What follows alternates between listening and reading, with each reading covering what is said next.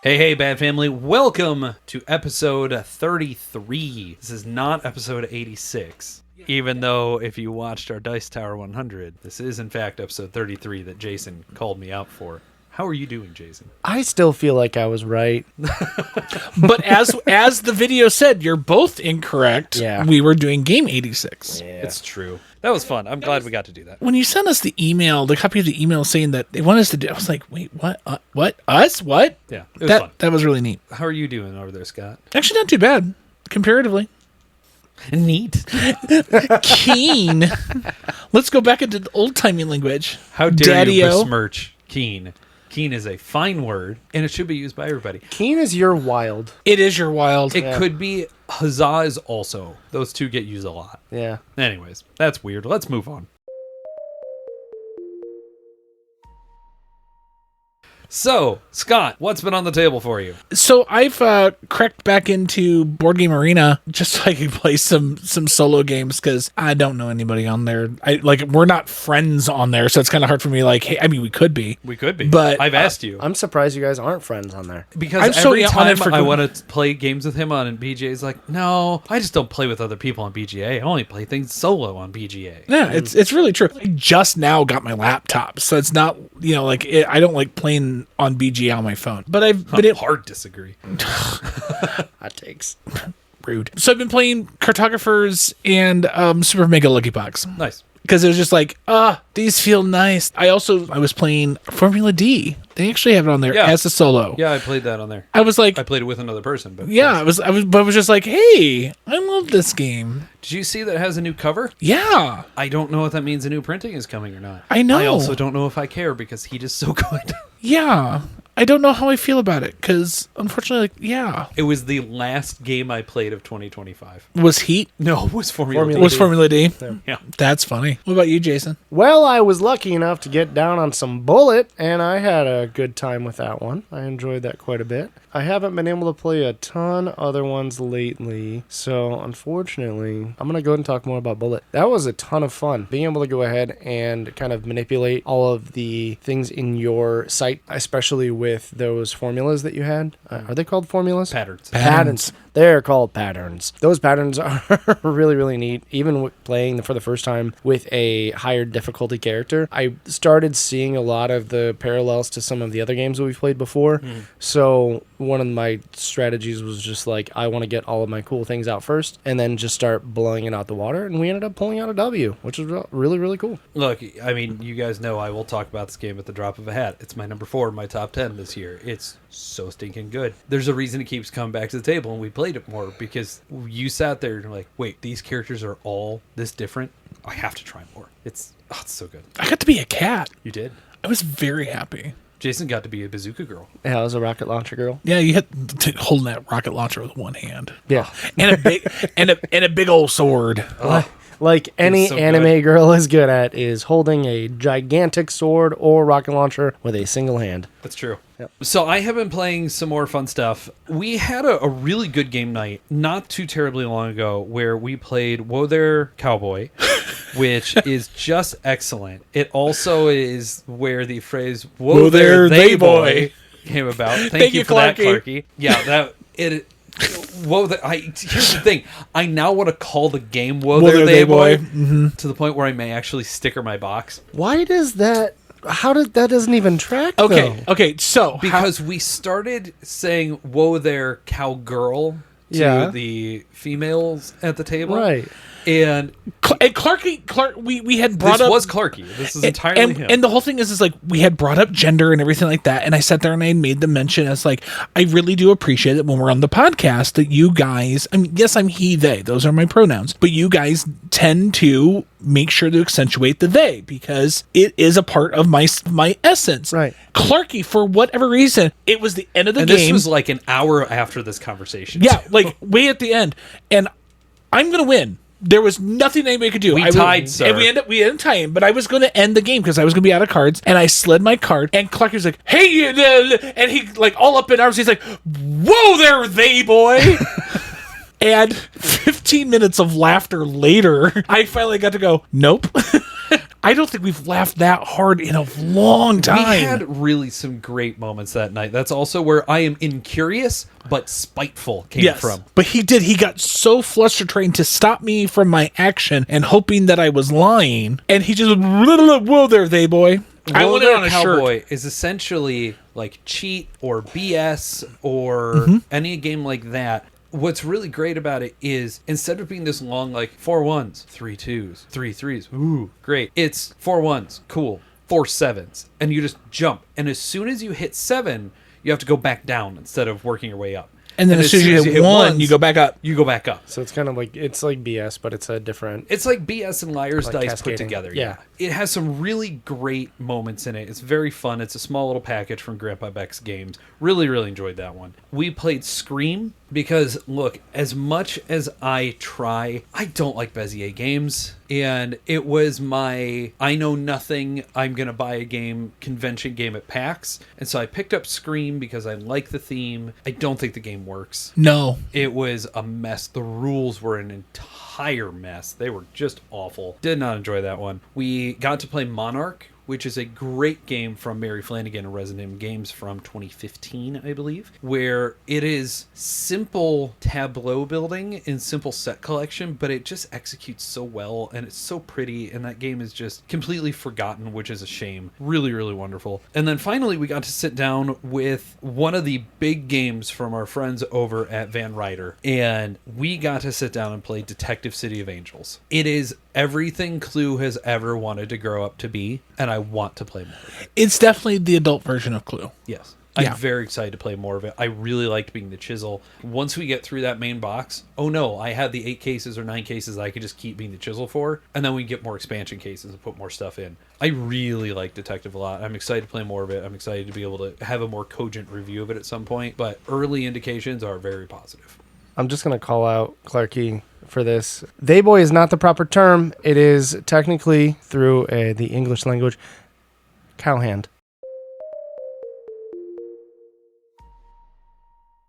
For this episode's Why Did I Play That? We pulled an audible and I threw a game on the table so that way Jason can have some more time to plan on what he's going to get for us. And I decided, you know what, I'm going to try to target Jason on this one because I have a couple of games specifically ready and waiting for you, Scott. But I haven't really gone out of my way to target Jason because normally a game with him, he's like, yeah, either I really like it or it's fine. I get why this is on the table. Yeah. Or it's Caesar. Yeah, but that wasn't a Why Did I Play It? We were both learning that one together. Yeah, it was why did you buy this and when can I throw it in the furnace? Look, I didn't realize it was Dots and Boxes, the game, but uglier than Dots and Boxes somehow.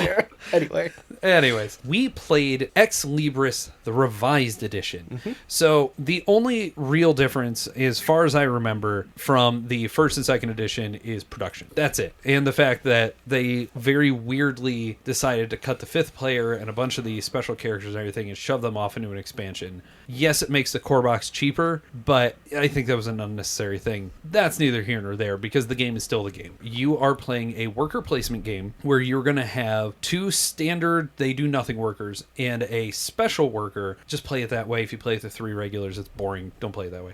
And you are going to have an ever-changing array of worker placement locations to go to. These can be like the gambling den, where you are calling bids on what cards are going to come up. They could be the trash heap, where you get to go dig through at the end of the round. They could be a yard sale, where you are literally offering your cards off to people. It is essentially a whole series of little mini games that I think interacts very interestingly and very well because it gives the overall game a lot of long-term variety. And you are doing all this worker placement to fuel a tableau development game where you are getting books and you are trying to create an array of cards in front of you where you need to maintain alphabetical order and you need to maintain shelf structure so that way if a book is hanging off the edge, you're not going to score for it unless there's something underneath it. As well as set collection of there are a certain set of books out there that everybody is vying for. There's a certain set of books that are negative points for everybody. And then you have your own personal set of books. There's a surprising amount going on in the game game, but the teach is extremely easy. It's extremely fast. Yep. The boards are very well laid out to teach it, and you can use the really excellent scoring board to also teach with it, to say, like, here are the categories, here's how this is all going to happen. It's a really straightforward mid-weight Euro game that plays very quickly. It plays 1 to 5 players. The solo mode is good, but I think it ultimately fails because you can only use a subset of those locations, and so it gets repetitive in a way the main game doesn't.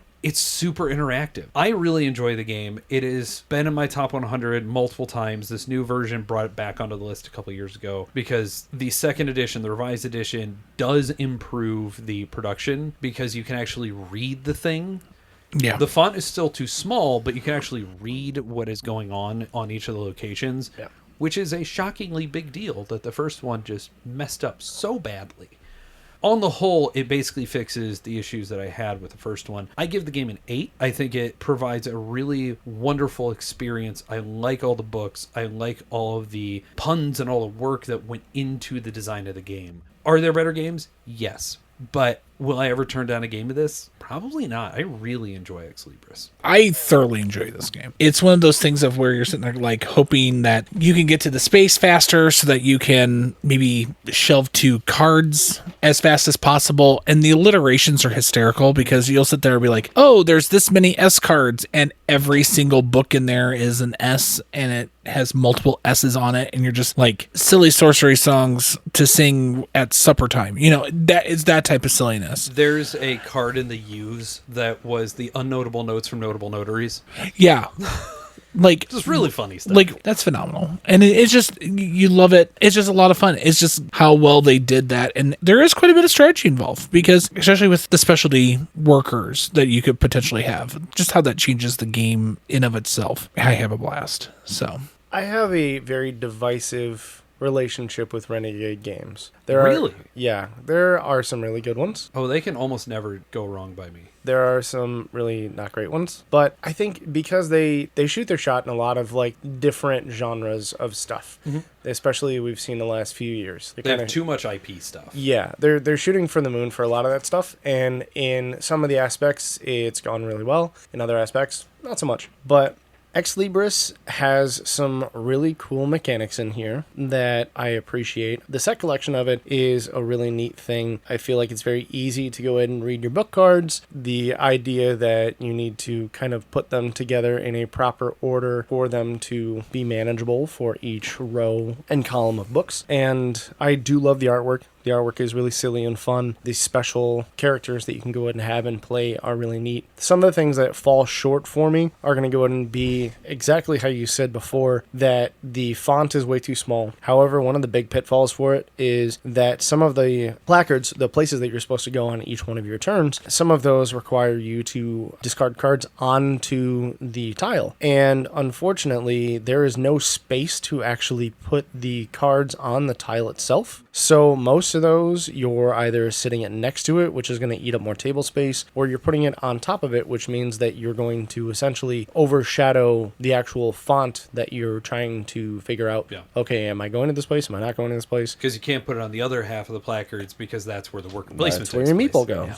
So that's absolutely fair complaint. Yeah, that's a complaint for me. One of the other things that I dislike is that some of the turns will go ahead and feel a bit shiesty if you do not change who is first player. You need to change who is first player in this game. If you do not, then there is literally nothing to have an equivalent for being the last person on the list. I think that is more fueled off of what your special worker is, because there are some that are certainly better earlier in the round and some that are better later on. But I do get your point of the card selection is worse if you're further down the line. Well, I think that the special character augments that for sure on when you want to go out and play. But also there is a lot of these tiles that are limited to 1 or 2 meeples that can go ahead and go on that tile. So if you're playing with 3 or more people, then a few of those guys, 3 to 4, will just flat out get ousted and not be able to go ahead and use some of those really cool tiles. So I feel like to make this game fun and viable for everybody, you do need to go ahead and have a bit of a change for who first player is. Sure.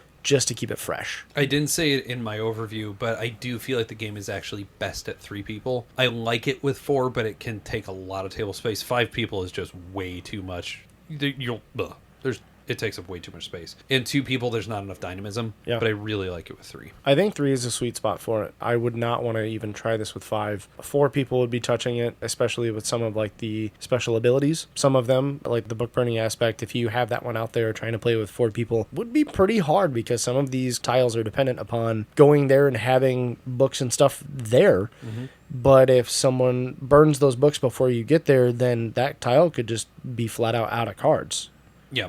So that can go ahead and lead to a couple roadblocks here and there. But all honesty, besides those couple things, I don't have a lot of complaints or reasons why this game is not a likable experience. That's good. I had fun playing it, and in a weird turn of events for a why did I play this, I ended up winning this game. And I did it because I know how we all play games. That's fair. Mm-hmm. So I utilize that to my ability. And it's kind of cool that you can have that aspect in there, but it also could be seen as a negative of like, okay, this game is similar enough to a lot of the other games that we've played that I know the strategy that I would have to do it to like interrupt your building of your tableau or to make sure that it shorts, how many cards that you can collect. Mm-hmm.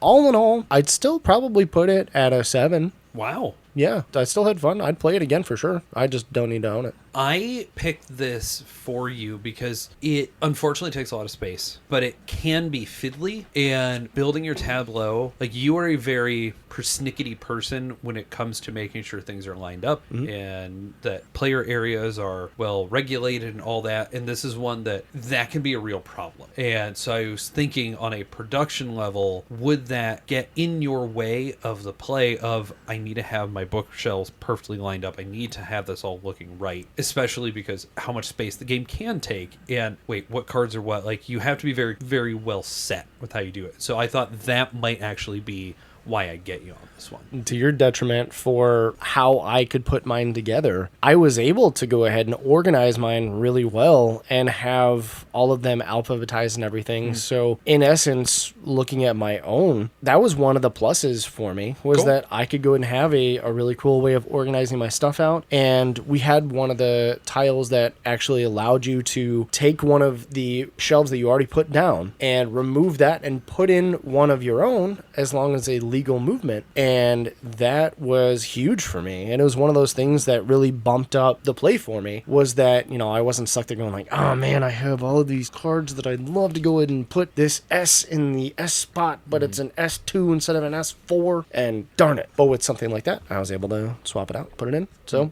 I think overall, Ex Libris Renegade, you did a good job on that one. I love the new production of it. It's a great game. I've always enjoyed it. It's a solid 8 for me because I love it. It's a great game. Cool. Well, I'm glad we actually all enjoyed this one. This is fun to come out of a why did I play that with everybody feeling pretty positive. You're sitting on a beach with dozens of people and the skies start to go dark. Birds fly away, animals run from the jungles nearby, and then you hear it. Sheer silence. The fog is rolling in, and now you need to escape. The Fog, Escape from Paradise, is a game published by our great friends over at Grand Gamers Guild and is focused on getting your people off the beach onto the boats before the fog overwhelms everything. The game plays in 2 halves, an Islander draft, where you're going to select which people you're trying to save, and then a race to the boats where players will allocate action points to run in a variety of ways. Right now, The Fog is on sale at grandgamersguild.com for 30% off of both the base game and the Uncertainty expansion, which adds in some modularity and some variability to the base gameplay. Also, keep in mind that in support of us, they're offering a referral code to kick back to Board All the Time. If you go to grandgamersguild.com and use discount code BATT10, that's BATT10, then you'll make sure that we're supported and you let them know that we sent you to escape the fog. Thank you again so much to Grand Gamers Guild.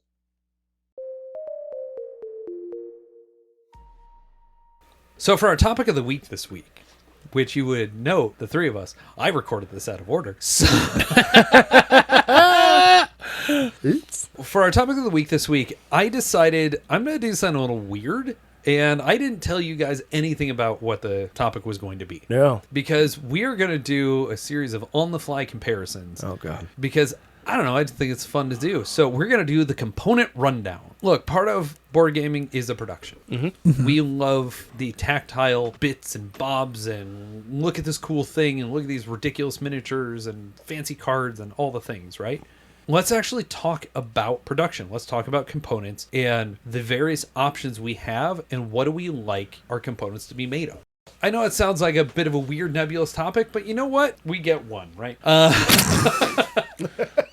Yep, we get one. This episode's for us, guys, okay? It kind of is. So let's start with player pieces. For you guys, if you have a representation of your character on the board, it could be a peddler, it could be a monster, I don't really care. Whatever you are doing, your main primary interaction on the board, do you like them to be made out of wood or plastic? Okay, there's caveats. There are, Yep. and this is not the only comparison we're making in this particular category. Yep. We're breaking down a bunch of different components. Okay, if the pieces are plastic, they better be molded because I want to be able to see what the heck they look like. Sure. If the pieces are wooden, I want them screen printed. If my options are, hey, these are going to be plain, I would much rather have wood over plastic. Sure. Give me that mini, baby. Oh no, we're not there yet. I'm just that's the plastic aspect. Not necessarily, I guess because I'm you thinking could like put resin as well. Like Pendulum has just little plastic workers. They're little plastic meeples, and that's it. Yeah. I say like if you have a meeple, essentially plastic or wood. I would probably go with wood overall. I would definitely want to go ahead and have something printed on it to go ahead and have the individuality there. And this could be a hot take. I am not as much of a fan of the basic wooden everything's the exact same, just different color aspect. I want to go ahead and have some individuality with mine. And if I've got to pay an extra $5 or $7 for you to slap a sticker or something on there, I'd much rather have that or have it screen printed than just sitting there looking at all of the same stuff with different colors. Sure. When it comes to this comparison, I am very much down the line of wood. I would prefer to be screen printed, certainly. I largely hate plastic components. I really do not like the tactile feel of them in most cases. Now, part of that is if we're just talking basic. Now, if we have an actual character representation, would you rather have a standee or would you rather have a mini? And as a breakdown of that, I don't care if you want to say cardboard or acrylic. I would prefer acrylics in that case for standees. Oh, yeah.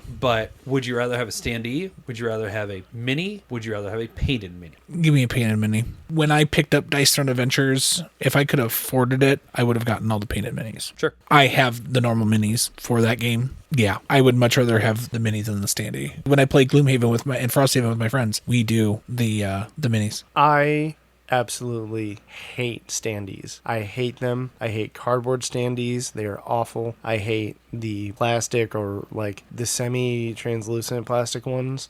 I hate them. They feel cheap. They feel like the smallest thing, once it's broken, it's done for. And in all fairness, if I need to buy a deluxe edition to go ahead and get a mini for it, I will absolutely do so instead. Now, if it is painted or unpainted, painted or cool, that's not something that they have to be, because being a former like Warhammer 40K, mini painter, or, my D&D style, painting there, I am okay with breaking that out and painting my own minis and getting that done, especially if it means that I get to make them unique. I also know that if I am painting those, I am most likely not going to go ahead and resell that game. That's fair. So that is going to be something for me to keep and potentially pass down to the little people in my world.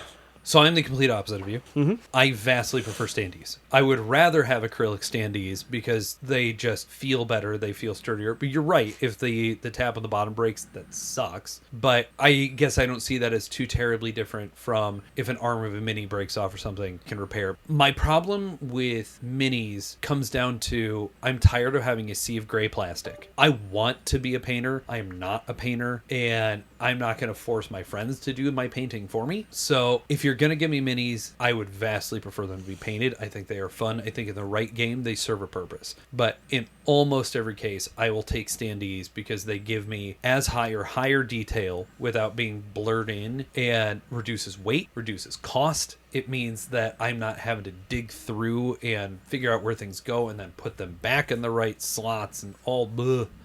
I would rather just pop a standee out, be able to move it around, see all the pretty art, see it be colorful without a bunch of extra work or a bunch of extra cost, and just have fun that way. Because I also generally feel like, oh no, if a standee is being played with my kids, they can play with that. I'm going to be much more worried about minis. Fair enough. I do love minis, though. I do. I just, all the things I just listed. Yeah, the standee by itself, like when you said stuff like if a standee breaks, it's kind of screwed. If a hand or something breaks on a mini, which I've had happen plenty of times, I can go ahead and do the even quick glue and put it back together, and it holds really, really well. I don't have to go ahead and worry about losing a piece permanently, which can be the case for the acrylic standees, because if I try to go ahead and glue those together, it may work for a minute, or it could just be completely ruined. That's a big miss for me. I do like that they can go ahead and show more of the artwork on there. A lot of times from what I've seen for a lot of the acrylic minis and stuff is that it's the same exact artwork that I either see in the rulebook or that I see in a player tile that I have in front of me. And I don't know if I really need to go ahead and have the same exact artwork that is on the player board in front of me show up on the board out there, when I could go ahead and have a cool 3D representation. That's fair. Now, I'm not arguing with you on that. It's all about taste. So, well, that's the point of this topic, is just, Yeah. So, coins, or just resources in general, however you want to handle them, things are going to be handled a lot the way you're going to get kind of a primary resource within the game. Cardboard or metal? Metal. Metal. I want the clickety-clack. I want weight. This is another one. I hate cardboard. I'm going to go ahead and put that out there. The feel of cardboard, even if it's thicker. Yeah. I would much, much prefer to go and have metal pieces. I would much rather have the metal coins. I would much rather have metal cubes. Mm-hmm. I mean, if you're looking at like resources, like Flamecraft's resources, for instance, I like the wooden ones significantly more. Yep. But I don't like cardboard in these cases because they wear out. Yeah. Like, they do flat out wear out. I mean, because cardboard absorbs your oil from your hand. Yeah. And eventually, it's just going to lose its shape. Now, if you had to choose between like the iron clay poker chips or metal coins, which one would you choose? Boy, here's the thing. I was actually going to ask you this too. I was just hoping to be last to ask the question. Got him. So here's the thing. I think at the end of the day, I will still prefer metal coins. Okay. Because they feel more thematic, because you're able to do more thematic things with them. Where I love my iron clays is for a game where they don't have a custom metal coin, or the theme of the coin doesn't really matter. I'm always going to pick those over paper money. I hate paper money. Yeah. Hot Streaks is about the only one that is okay because it's linened, and Millennium Blades is the other one because you have the wads of them, and that's fun. But otherwise, I'm still going to take metal because the iron clays look like poker chips. Yeah. They take more space. They do all the things. They're beautiful. They're gorgeous. I have multiple sets of them, but I think I would rather have metal. I will say that, and this is getting more finicky, but a lot of the times that we've seen metal coins and stuff, they have been fancy, but they've also had like extra ridges and stuff, or they have been like more of that 3D kind of aspect, and they are not easy to stack up on each other. Viticulture's coins are awful for this because they are convex in the middle, which is so weird. Ball. Yeah. No, I would much rather go ahead and have it where I can stack them up together. And yes, just like The scythe coins. Our friends over at Meeple Source, Stonemeyer, selling the scythe coins, these metal coins are gorgeous. You can stack them up together. You can play with them a little bit. I love doing that while I'm waiting for other people's turns. Just the feeling of those and then tossing them down. The other reason why I like those is because also I can look at your pile of coins and get a rough estimate of where you are at financially. Yeah. Where if it's paper bills or those little cardboard chips, God, those cardboards. I have no clue because they're all different. And typically companies, when they just sit there and they are saying, hey, I'm going to do coins, and they do them like your iron clays. I knew where your money was. We were using the iron clays and the coins that are right here for scythe. Like if I see a stack of them, I know where I'm sitting when I look at my money. And it's a great way of I can gauge where I'm at. And there's not many games like Power Grid or Five Tribes where keeping your money secret is important. Right. And so I entirely agree with you on total visibility like that. And I think especially when you get those compared to like the cardboard tokens for visually impaired, for a lot of people, like these side tokens are remarkably different. And they're different sizes, right, which is important. They look different. They're different sizes. Colors are just like a cool tertiary thing. But even if someone is colorblind, can clearly see which ones are which here and make it easier. Even with some of the iron clays that we've had, if you're color impaired, sometimes it's a little bit harder to tell when somebody has a couple stacks of them over here, maybe how much they have. Is that a 1 or is it a 10? Yeah. Not 100% sure. That could go and be a miss for me, but these metal guys are just so good. Card quality. Do you like matte cards or do you like linen finish? Linen. I gotta have a linen finish. I'm bougie, and there's just something that screams a little luxe when you have that nice linen finish. It's like when you're playing Wingspan and then you're like, oh, what's that rule? And you pull out like the linen rule book and you're like, yeah. Yeah. I like it for the grip. Yeah. I'm not as picky for cards, essentially, as long as they are not incredibly flimsy, which we've seen a lot of those come through. And as soon as you go in and see that where it's already like bent out of the box, I can't do those. Linen finish is pretty nice, I will say, especially when you have the ones that have like a little bit of that kind of like grid still kind of feel to them, so it has the tertiary, like put your thumb across it and you feel the ridges. That's really cool. Ruffles have ridges. Yes. I was going to do the exact same thing. I'm so glad I didn't. Also, the fact that they have those and then they have a little bit of that means they are much easier to go ahead and stack, so that if somebody bumps the table or whatnot, there is a much lower chance of them just falling over. So linen or plastic? Especially like the synth plastic from Roxley. Shocker, we keep going back to Roxley Productions. Because they're so good. I guess it depends on its function. I know a lot of games that typically has the plastic. It's because there's a reason for it mechanically. But if it's just a card, I want it linen.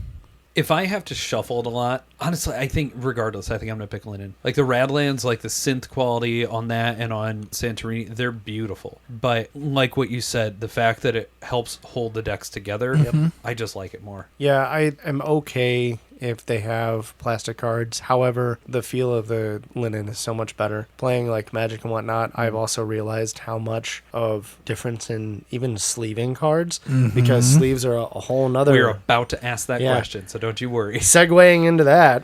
Well, the only reason, before we go into sleeves, the only reason that I would pick plastic is, look, I love Clarky. Great dude. He puts cards down hard, and he can bend them. Yeah, It's true. the only reason why I would prefer a plastic card, especially the synth, because the synth are like, boing, and they just snap right back. That's the only moment I would really, truly pick those. Clarky, you be thumbing cards, buddy. So, Citrix. to go back to what you were saying, sleeves or no sleeves. And if you want to be super spicy, double sleeve or single sleeve, it's single. If you're a double sleever, get over yourself. Anyways. Listen, double sleeve is only appropriate for card collection and not for when you're actually playing the games. If you're playing the games and you're double sleeving things, you are trying too hard, my friend. Yes. Yes. I will have a caveat for this, because again, when I'm playing Magic and whatnot, there are so many different types of card sleeves that you can get.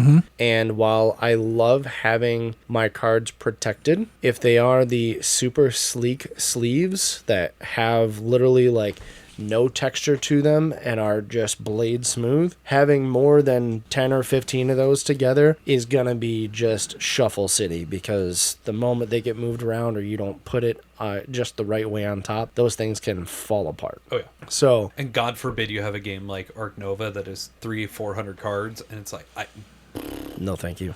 It really depends on the game. If I know that I'm going to be shuffling the cards a lot, I want them sleeved. Because the same reason why I don't like cardboard chips, because I don't care how clean my hands are, I still secrete oil. Sure. So your cards are going to get nasty at some point in time. I mean, we're from the Midwest. We have euchre decks, a lot of us. And you're like, I wonder what this deck of cards was used for. Yeah. And you have 20 cards that are like half brown. that are pristine and the other half are just like garbage.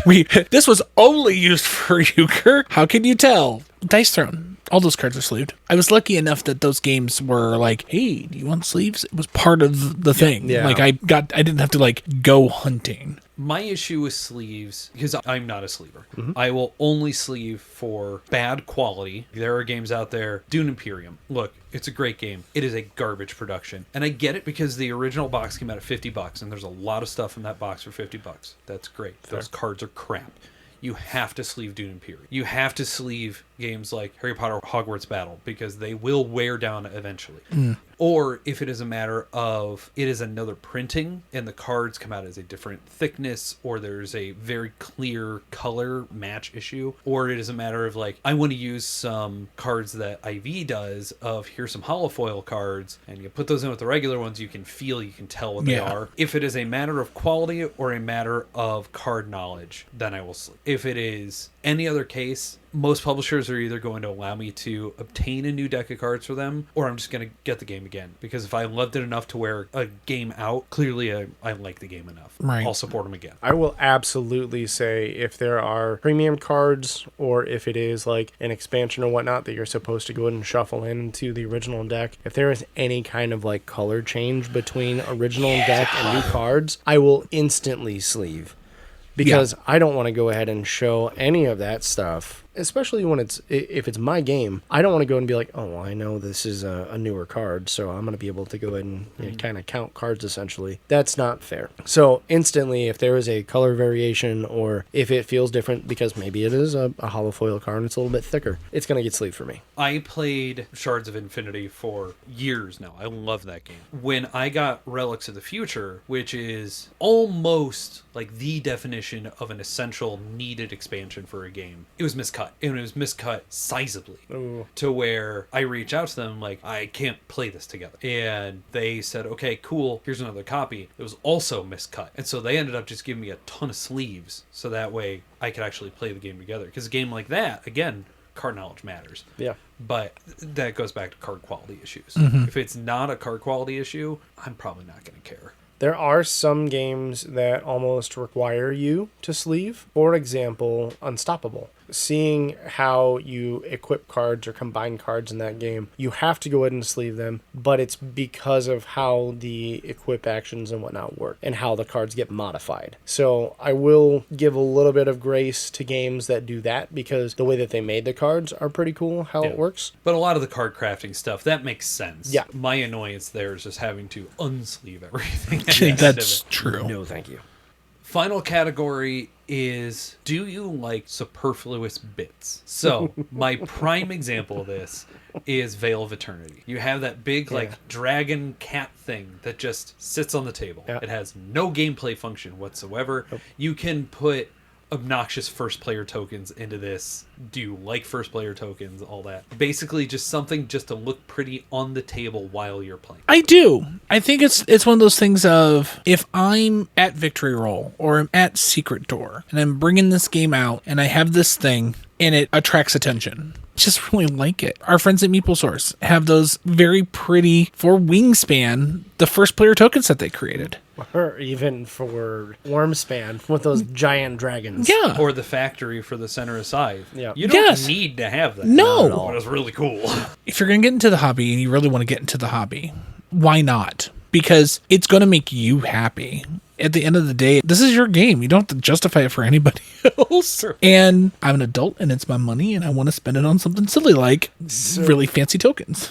There is a game called The Boys This Is Gonna Hurt. You're going up against a Superman level character that is evil, and you are going with, at best, B rank heroes that you're trying to fight them. The funniest part about the game is that there is an optional piece you can get, which is essentially a bust of Homelander from the torso up that people will go ahead and paint and share with the company, and the company will actually like share it on their Instagram and whatnot. Cool. But the entire purpose of this bust is entirely superfluous because you can have a little dial that is essentially what comes in the game turn to go ahead and face the people he's fighting. But the entire bust, which is essentially like 6 inches tall. That's ridiculous. It is. And I have it sitting up on top of my bookshelf. It's so dumb. You don't need it at all. But did I buy it? Absolutely. Because I was like, I'm going to go and get everything for this game. Have you played The Batman Who Laughs Rising. Not yet. I have it. You gave it to me. Oh, that's right.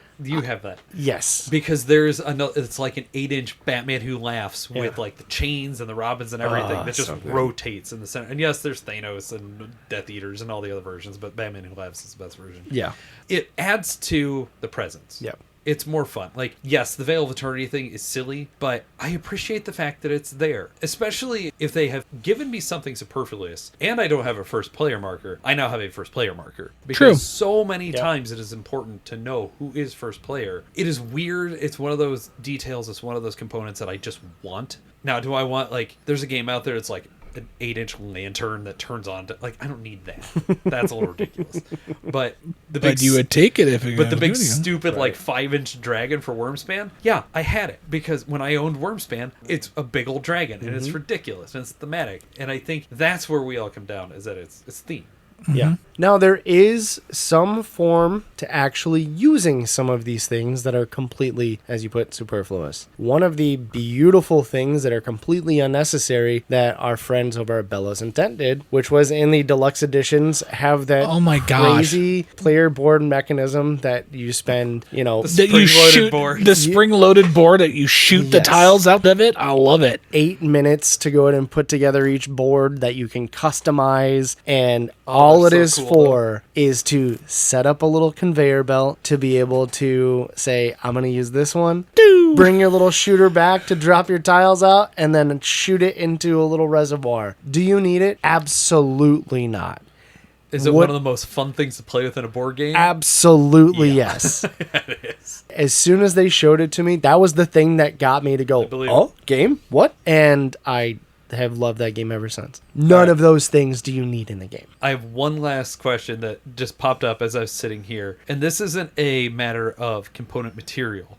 Just a loose pile of tokens and coins and stuff on the table, or do you put them in a bowl or a container of some kind? I need more of the bowls and stuff like that. I'm actually probably going to go buy some at some point in time because so many games. Actually, I think you can get those through Meeple Source too. Yes. This was not intended to be a segment to pitch for Meeple Source, no. but the more we get into it, it's like, oh yeah, Meeple Source is amazing. for They do this. have those like XYZ containers The game that you trays, can buy yep. in bulk. Yeah. Those are awesome. Yeah, I'd rather have them in a bowl. I want ease of access, but I also need them contained so I can get to them easier. Yeah, like for Theater Geeks right now, we're doing the first season of Pandemic. You have so many little fiddly pieces that you have to take in and out and in and out and in and out. Yep. And we absolutely are using our Robin's Nerd Supply like tins of where The we dice had our tins? dice before. Yeah. And we just open up, we use the top and the bottom to go ahead and put all the little bits in, and you have 8 of those little things around. I don't want to say I hate it because it's a strong word, but at the same time, I would much prefer to go ahead and see all of those bits be able to put into one nice little area rather than just dumped in a pile like a trash heap on the table. I hate when there's a pile of tokens on the table. Yes.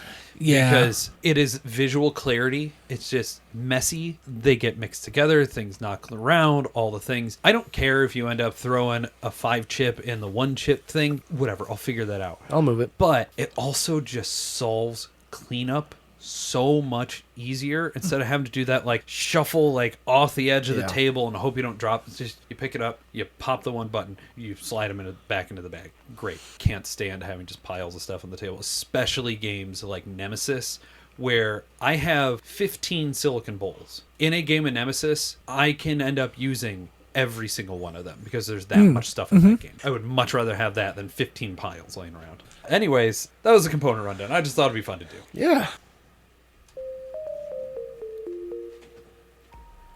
For this episode's Table, Shelf, and Trade, Jason, we're going to kick off with you. What's your first one? So my first one is going to be a very basic game, and it's going to come, both of my games come from the same company. I wanted to go and do that today. This one doesn't need to go and be around anymore. Unstable Unicorns is one that I had. I still have it at the moment, but I am absolutely not bringing it out for anybody else. It is just for when the girls come through because my nieces like to go and play it, and it's silly, whatever. Unstable Unicorns essentially is a ridiculous game where you're trying to make a stable of unicorns, and every other person tries to go and either speed run through it or hamper you by stealing your unicorns, poaching them, whatever. And the artwork and stuff is really cute, but the game in and of itself is just...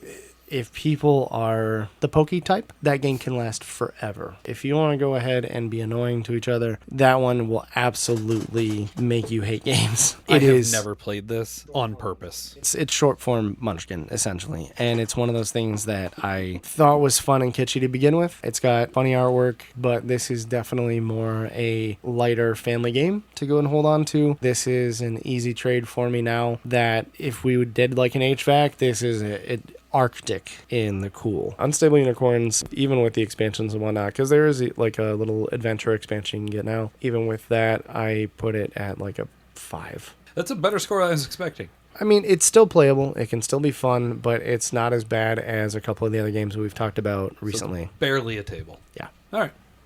Scott? So my first one, I haven't gotten to play it in a little bit of time, but there's just something hysterical about, being a vampire, eating a bunch of bodies, and having those bodies slow you down because you're carrying a lot of extra weight, and that would be the hunger. Really want to play this. It's been sitting in the studio for a long time. It's Jake's copy. God, I love this game. It's really? Oh yeah, it's Richard Garfield design too. Actually, yeah, it is a definite. I'd probably say table because it's been a while since I played it, so I definitely can't say shelf, even though it is on my shelf. Everybody has their own goals. The idea is to go out as far as you can, eat as much as you can because it's all worth points, but then get back before the sun gets up because if the sun gets up, you're done. If you can get to the castle, you're safe because you're in the castle. But if you can't get to the castle, get back so you can at least get back to ground. Mm-hmm. It's a little bit of a push your luck game. I enjoy it. So what you're telling me is I'll play this and I will burn up every single time. Probably, knowing how you like to press your luck, yeah, probably. I'm a Golgari. I only need 1 life and 1 card to survive. That is true. So we talked Renegade earlier, and I'm going to talk a Renegade game now. We don't talk escape room games very often on the channel. Had you caught us in 2017, 2018, 2019, obviously we would have been talking about them significantly more. Mm-hmm. We were playing them like weekly, and now they just don't come out very often. And unfortunately, Renegade's Crimes and Capers series, we played one of them, and The Winner is Dead, was, oh boy. Oh. We played this with a lot of people because you were intended to play this with 4 to 6 people, and this was the night we met Courtney's new boyfriend. Okay. That's why. It was Natalie, Allison, Clarky, me. So the problem with the Crimes and Capers, at least in this box, and we have another one to play through, we'll see how that one goes, but I'm reviewing this one here. We're probably not going to bother reviewing the other one unless it's better. Crimes and Capers is an interesting idea because what it wants you to do, it's trying to bridge that like hunt a killer, host a murder party that you see in Target and Meijer and all that, where you are given your invites and you invite your people to come dressed up and do the whole bit. Because it's an escape room game, I didn't bother to open it to find that out. So we just sat down and played it because, again, it's an escape room game. You're not supposed to open them until you play them. And as it turns out, this is one of those, like, you host a night. The problem with this is that we finished it in about a half hour. Oh, no. Ouch. And part of that time was figuring out bad rules because this lock that's been sitting on my studio table here for a while is from this game. And you look at it, you're like, okay, here's the number. You know what's really frustrating about this lock? It's intended to be this way. How could you tell? You can't. And so I'm sitting there like, this is the number. I know we have the number. And somebody took it from me. And after a few minutes, they literally turned it because this was attached to something at a time. Yeah. And they're like, you were putting in the number backwards, like on the wrong side of it. I'm like, why is this not labeled? The components here are of questionable quality. And one of the biggest frustrations is you are not sure when the game ends. So there's essentially 2 halves in this. And we made a joke at the start of, it was probably this person that did it. And we got it. We didn't realize we got it, but we got it. And we actually managed to figure out the entire story, what happened. But partway through the game, in this particular case, you have this cheap plastic bag with this annoying lock on it. And this unlocks the second half of the game, which again, we got to in like 10 to 15 minutes. Mm. Then we got to a point where like, what else is there? Like, what? There has to be something else here, right? And I had 2 envelopes sitting next to me, one that said envelope A, one that said envelope B. And I was like, I'm just going to open one of these. And I saw inside, you win. Like, oh, these are the endings. This did not tell me these are the endings. So we need to figure out our answer. And thankfully, I just read the header, so I didn't read any of the story or anything. And as a group, we're like, okay, so it has to be this. It turns out this is the final set of puzzles that is hidden behind the lock. Doesn't tell you that at all. And to make it even worse, this is, like I said, a 4 to 6 player game. You must play with 4 people because 4 people have clue sheets in front of them that are constantly referred to. They must be in the game. The 5th and 6th person are entirely optional, which means their clue sheets have nothing of worth on them. That's unfortunate. So, like, what is the point? And if you do the whole, we're hosting a night, we're doing the theme, we're putting on the soundtrack, as they give you a soundtrack and everything, it's on Spotify, you can find it, and you're done in under a half hour. Yeah. And 2 of the people literally do not have anything beneficial given to them for being there other than they're at your table helping. This was a miss. This was a miss down the line. The quality of the components is not very good. This is a 3. Ouch. And it's a 3 because at least the puzzles all hang together. The puzzles were fun for as short as they were, but I cannot recommend the series in the slightest. I'm interested to try the other one we got, but I have really no hope in it. I struggle with a lot of the escape room games because, like, all it takes is for a small misprint or something like that. That we lock, wasted 10 minutes on this lock. which is horrible because that means the game would have been done in 20. Exactly. And you and your wife are very good at puzzle games. Allison is very good at them too. Yeah. And the fact that 30 minutes, really? Oh, I spent that much money in 30 minutes, I'm done. I have seen so many more games like the Unlock series, stuff like that, that are much better for much less. You know, like the little boxes that you can go out and pick up anymore, like the exit games, or even... Oh, the exits have gotten dreadful. The Prison Break one that we tried to do was literally unplayable. Oh my God, that was... Oh. We've played through a couple of them now in our family affairs, and like we've done the Lord of the Rings, we've done a couple of those now. Star Wars had like an Unlock that was really fun. I heard that one's very good. Yeah. So there's been some really cool ones that have come out, but yeah, the components can make or break it for you. Absolutely. There's one particular exit one that Torment and I, literally, it is years later. It was like 2018 when we did this, and we still curse this exit game because you had to assemble this thing, and the way the lower protrusions of this stick out are supposed to line up with your answer. And we had the answer right. We could not make the components make the answer. And so we eventually like went into the deck. It's like, this is your answer. Like, cool. This is the answer we got. We cannot make the components give us this answer. Ruins the games. Absolutely ruins. So, Jason, what's your second one? So my second one, as I said, it's from the same company. And I do like this because it starts out from the base game, which is very simple exploration, and opens up in, just depending upon how bougie you want to go ahead and get it with. People have even made Etsy pages dedicated to making little meeples that have screen prints on them to go ahead and have a more immersive exploration into casting shadows.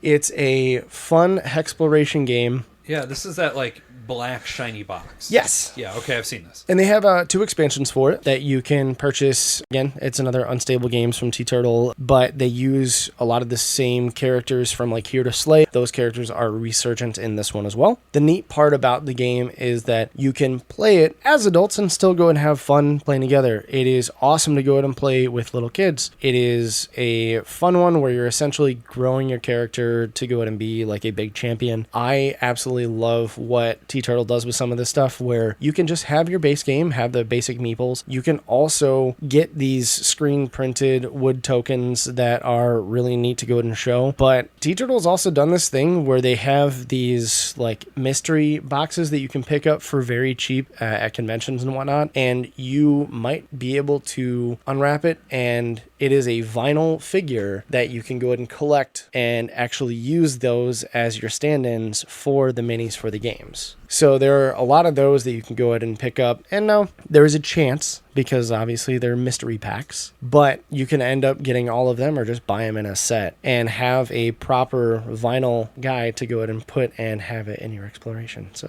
it's really neat. It's really cute. It's one that I definitely wanted to go ahead and keep, and I want to play with the girls when they get a little bit older, but this is much higher on the list than Unstable Unicorns, and it is one of those things that I feel is a great kind of gateway game to get people into the industry, especially if you want to go ahead and show kids kind of the adventure of board games as it is. So this one is only a 7 because I don't find myself wanting to bring it out as much with my grown community, but if I was going to and saying it as a game, I'd still put it at like an 8. That's cool. I don't want this to come off pejoratively. You have some of these more big box store games. Like you were talking Elements at one point. Yep. There's Unstable Unicorns. There's this one. There's a few others that you brought up that I would have never really looked at. And you have made very compelling cases for them. I would like to try Chasing Shadows. This sounds fun. Yeah. So my next game, nerds love correcting other nerds. Oh, I hate this game. And it was actually one of my favorite Kickstarters that I ever got to do. Hooray! And the game, I've never brought it out over here, it comes from, the publisher was Wiggles 3D. It was Actually. You have brought this out. I did. This is one of the first games we played together for the podcast. Really? Is it? Oh my god. I still love this game. I know you do. I love being pedantic. I love the whole idea of trying to figure out what's wrong in a statement. I don't feel dumb in it because it's like, oh, I didn't even think about that. Because you can grab all sorts of different little subjects. Yeah. Yeah, it's still one of my favorites. It's just a trivia game where something in the sentence is wrong. Yeah. And as the players, you just have to figure out what it is. Can you figure it out? And you have to pedantically say, actually. Actually. And I know it's based on the Dropout show. Yes, it's based on which Dropout. I don't want to watch that show. I don't need I love it. pedantic nerds being pedantic. Yeah. It cracks me up. I had such a bad time. I'm pretty sure I won the game because I know I'm unfortunately that nerd. It's why I don't get into... I love comic books. Yep. I adore comic books. I have thousands of them back there. I don't ever talk to comic book people because they are pedantic and awful. And this game makes me feel like I'm stuck in a Comic-Con talking to comic book nerds. I hate it so much. It's a game. It functions. It's produced. It's a 2. I'm sorry. I had such a bad time. No, that's fine. I get it. This absolutely is not going to be a game that I want to play. No. And I will also preface this by saying we love the people over at our friends over at Buy Me Toys. They are not comic book nerds. They are just super cool They're people. just wonderful. Yeah, they're Kelly amazing. and Casey are just flat out wonderful. So- They are the exclusion. We're backtracking. Like, oh my god. just to put that out there. They are the 2 people I talk to comic books about. Them. I don't even talk to Jason about comic books. No, there is such a vast difference in what we read too. It's so true. Yeah. So you didn't finish, or were you just going back and I was talking for Buy Me Toys? Because they are wonderful. And I yes, love them. they are I wonderful. wanted to backtrack and go ahead and make sure that when we said not all comic book nerds, because that is a fair representation. Some of them I have talked to, and I cannot. Actually sounds like a horrid game for me to want to play. I don't want to do it. I know the tongue-in-cheek of it can be fun. That is something that maybe we can do in the right circumstances with the right people. The nice thing is that you can cater what cards you use based on who's playing. Yeah. And so, you can kind of oh, hey, we can make sure there's Cowboy Bebop cards in there. And it's some of those things of oh, hey, this is something I knew, or oh, hey, this is something I didn't know. Yeah. We played this. Oh, God. He's gotten into the BGG. Yeah. I have my BG He's stats. got the stats. We played this December 4th, 2022. It was you, me, Jake, and God lover Natalie. 3 years ago. Oh, my gosh. That is hysterical. I hate this game. Again, it's tongue-in-cheek. I think the gimmick of it is going to dry up after 2 minutes. The actually, I don't want to hear more than... Oh, I don't force that. That's just dumb. Yeah, you did. Yeah, you did. You made... It is 3:30 in the morning, and I'm Oh, that's this true, I hot. did. You did. That's true, I did. Because you're well, that's not the point of the game. So, actually, you're wrong. I'm like, how dare you? Please keep this in. Hold on. I think I'm seeing my next Why Did I Play This? To make it happen one more time. Just to make Jason do it. Oh, Yeah. my God. Woof. Maybe not a full game, just enough So, my rounds to- second one Yeah. is actually one that I enjoy quite a bit. I was wanting to play this for quite some time. I managed to end up picking it up in a trade that I feel like I got a good deal out of, certainly. And when I learned that the solo mode was in the expansion box, I picked up the expansion and loved it. Started teaching the game, and I now just teach the game with the expansion right in because it's not a lot of extra mental overload. And that is Explorers of Nevoria. It came out in 2024. It's a beautiful little game. I really like the art. I believe the designer and the artist are the same person. And you are doing this set collection bag drawing thing, because what happens is you have 4 phases for each round and you only play 3 rounds, so the game is really, really quick. So the first phase, you are pulling tokens out of a bag, and you're going to pull 2, and depending on which one you take, you're going to put it on top of one of the decks, and you're going to take one of the cards from the card row of that deck. The other token will go into the center of the board, and the subsequent players can either choose to draw out of the bag, or they can take one of the pieces from the center, and they will take that piece, put it on top of a deck, draw one of the face-up cards. Once that has gone through and all those pieces are drawn out of the bag, you now have a bunch of tokens sitting on top of the card decks that you are going to now take off of them and put them on the board in a variety of regions that are going to either get you resources, or they could get you money, they could get you special powers, all kinds of stuff. Then you have an income phase where you make your stuff, and then you have a cleanup phase. That's it. And what's really interesting is there are these exploration tracks that, as you're moving down them, the shorter track gets you more points at the end, and it has this really cool mechanism where if you are supposed to go off the end of the track, you just re-trigger it. So if you're on the one that gives you 5 points and you have 3 steps off the end, you just made 15 points instead. But the longer tracks have more flags, and the flags are normally triggered off of some of your card powers and all kinds of stuff. It's so pretty, it teaches so well, it is so interesting. It takes a lot of table space because of all the card decks and the 5 card rows when you include the expansion in, but it's just so smooth. And it's just a really, really great experience. I've really enjoyed this because it is that combo building, set collection stuff that I love. Yeah. And it's great. So right now, I'm giving it an 8. It is a strong shelf for me. Honestly, I think over time, because I want to make sure that the replay, long-term replay is there, which is why I'm not giving it a 9, but I could see this going up very easily. Explorers of Nevoria is really, really great. Sounds interesting. I have not played this one yet. Seems. I think you guys will like it. So, anyways, Explorers of Nevoria, that's my second one.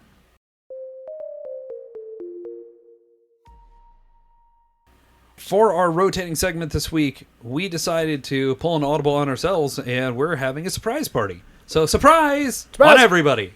Oh, Scott, God. what is your surprise party game? My surprise party game, and the reason why it's my surprise party game is just because I was not expecting to enjoy the game as much as I enjoyed the game, and it has to be from Rockstar Games. It has to be Brass Lancashire. It's not my style of game at all. Not. It is the exact opposite. We talked about it in an earlier episode between luck, strategy, and tactics. That is very much a strategy and tactics game. Mm-hmm. And God bless, that's a good game. We've talked about it. There's a reason why it's so high up. But I literally was expecting to dread every moment of that game. And the fact that me and the type of games that I like to play, I walked out of that going, not too bad. Yeah. A big, complex resource management 3-hour thing. And all of that screams somebody else, not me. Mm-hmm. And how in the world did that end up being the game that I was just like, oh, no, I don't really like those. Yeah. I should not have liked that game. Should not have. And yet it did. That's fair. I mean, go back and listen. By the time this episode comes out, our Brass comparison should be out. So go check out our full opinions. Yeah, Lancashire was definitely more... It was a surprise, I think, for both of us, too, because for heavier Euro games, I'm very much either I like or I don't. And it came out on the positive end for that one. I liked the player interaction of it. I liked how, everybody kind of did their own strategy for it. Mm-hmm. And they all had a pretty decent amount of success. Mm-hmm. So it was engaging. It was fun. They had a lot of cool history that you can learn about this stuff too. And I really enjoyed it. Like I said, our reviews should be out for it at this point. I loved Lancashire. I thought it was really great. I've played Birmingham for a long time, and I was surprised at just how much I liked Lancashire. Yeah. Even over Birmingham. Very, very good. I don't expect to go into a game like that and enjoying it. I don't. And the fact that I just did weirded me out because, no. I was pretty much like, okay, we're going to play this game. I'm going to survive this game. And then I'm going to have to try to figure out how to objectively say how badly I hated this game. And you did not. I did not, which is in of itself pretty crazy. So guys, we've talked a little bit about Renegade games today, and new ones, old ones, how divisive they could be. And I don't think this was a surprise to anybody except for Mark that Ex Libris was actually a really fun game for me to play. I did really enjoy that one. And the fact that was a why did I play this, it tickles my funny bone, because the gnomes, the funny little punny books in there, the cute artwork, and the way that you can just kind of like OCD create your bookshelves, all of it put together was a very fun, enjoyable game, and absolutely not the bane of my existence. So, yeah. Look, I give you heat for picking why did I play that for the rotating segment, but Scott has set the precedent for that in the past, so yep. I guess I'm going to give him the heat instead. How dare you? No, I mean, we don't need to cover much more than that. It's a wonderful game. Yeah, button it up pretty nicely. So mine is a Thunderworks game that I had been wanting to try for a while, and it ended up on Board Game Arena. And I love Board Game Arena for a variety of reasons, not the least of which is it has sold me a lot of games. When I sat down with Stone Spine Architects, like, we have a relationship with Thunderworks. Yeah. I went out and still bought this game because I enjoy it so very much. Hello, it's Mark from the future. Look, when we record, I write down everything that we mention in an episode, and I track it all in a big spreadsheet. I do this so we don't reuse things from the past or cover things too quickly next to each other. Consider the egg on my face when I was editing this episode. This was recorded in early January 2026, and episode 33 was recorded in mid-March 2026. Turns out I actually failed to write down Stone Spine when I brought it up in this episode because of how late at night it was when we were recording. Then, due to me shuffling episodes around to get things out based on a variety of schedules that are needed, I just entirely missed that I had already spoken about the game. And so in episode 33, I was very excited to talk about it again. So look, instead of having you all listen to me talk about it all again, I'm just going to offer up some new details for you provided to me from Jess at Thunderworks. Hi Jess, you're great. First up, Thunderworks is running extremely low on Stone Spine, and they won't be reprinting it until the production of the new Kickstarter campaign occurs. So if you're interested in the game, and I very highly recommend it if I accidentally talk about it twice in a row, get it now, or you'll probably be waiting about another year before you can reliably get it. As for the new Kickstarter, the link to which is in the episode notes, it's funding for a new expansion called Invasion, and that's coming out on June 16th. Similar to the 10 Penny Parks expansions, it'll be releasing as a standalone or with a big box. You get to pick of having the base game inside it or not. But this expansion is pretty significantly ramping up the complexity of Stone Spine, it seems, and it's doing so in a way that feels reminiscent of the way they handled the role-player expansions. While the core gameplay building out your dungeon is still there, this is adding in pretty substantial depth and complexity because you'll now be controlling a guardian boss monster and their minions, all of which have asymmetric abilities and all of which you can level up. Additionally, you're going to be able to place and relocate guardians within the dungeon, and you're going to be rethinking the way paths are laid out. And this is all in service of defeating the new and increasingly stronger adventurers that are coming to invade your dungeon. I'm really curious as to this expansion. We don't have our hands on it, we haven't tried it yet, but this seems like it might be turning Stone Spine into almost a fundamentally different game. So long as it's still easy to play the base game for when I want a lighter, quicker experience, then I'll likely be all in for this, but I'm going to be watching it very closely anyway. I really just do adore this game. Regardless, sorry for accidentally doing the same game twice in a row. I promise it's not going to get brought back up in episode 35.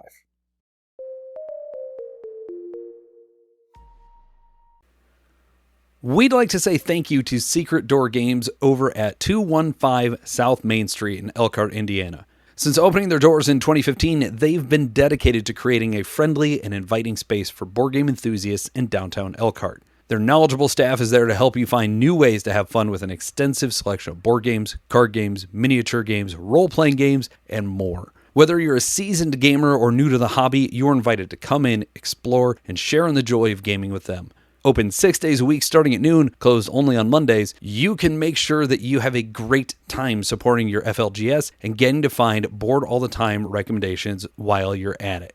You can also find them on their website, www.secretdoorgames.org, which will be in the episode notes. Thanks again to Secret Door Games for supporting the podcast. Next up, we would like to say thank you to our longtime friends and new sponsors of the show, Meeple Source. They've been supporting us all the way back to 2019, and we love getting to support them back. Meeple Source is a one-stop shop for all of your board game upgrade needs, stocking realistic resources, custom pieces for specific games, game trays, metal coins, playmats, promos, and all sorts of other accessories. You'll be able to make your games look utterly glorious. They also stock bundles of everything you'll need to upgrade each piece of some of your favorite games like Wingspan, Agricola, or Brass, and frankly, more than I could possibly list here. They also stock Geek Up bits if you're looking for the bags and acrylic tiles for all of those titles as well. So be sure to go to meeplesource.com/partner equals BATTG to let them know that we sent you their way and to make sure to support both Meeple Source and Board All the Time. The specific link for that is in the episode notes below, so go check it out, and thank you once more to Meeple Source. Our final sponsor of the show are our friends from Victory Roll Cafe. A long time ago, a group of friends had a vision to create a space to combine all their passions into one singular dream. This is the culmination of those things. They brought together excellent food, specialty coffee, and hobby board gaming into one space that is entirely family friendly as well. With a dedicated kids zone stocked with games for them and a custom dungeon for those adults who wish to game in a more thematic setting, you can find a wonderful experience every time you visit.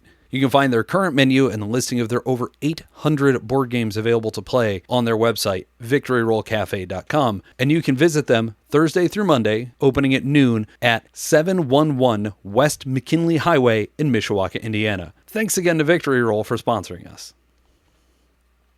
Look, at this point, we know you've been listening to a lot of ad reels, so we appreciate you sticking around. If you'd like to get a hold of Mark, Scott, Jason, or any of the theater geeks in relation to Board All the Time, you can do so by emailing us at boardallthetimegaming@gmail.com. If you just want to talk about an episode, or you want to give us a topic of the week, or you just want to say, hey, you guys are idiots, what is with your opinion? Reach out to us. Let us know. We're in the process of relaunching our Discord server, so keep an eye out for that. But you can find all of our episodes, as well as some of our bonus video content that we're starting to upload on youtube.com. We are at Board All the Time. You can also visit us at boardallthetime.com. And while we're still figuring out our social media presence, we are still available to be found on Blue Sky and Facebook.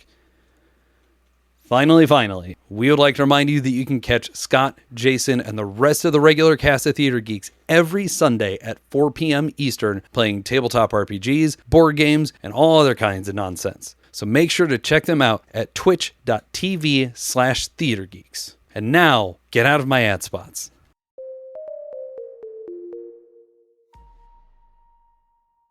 All right, everybody. Well, thank you so much for hanging out with us for these conversations for this episode. We recorded this one very late. We did. But you know what? This was a fun episode. I did enjoy this one. Yeah, same. Now get out of my house so I can go to bed. Finally.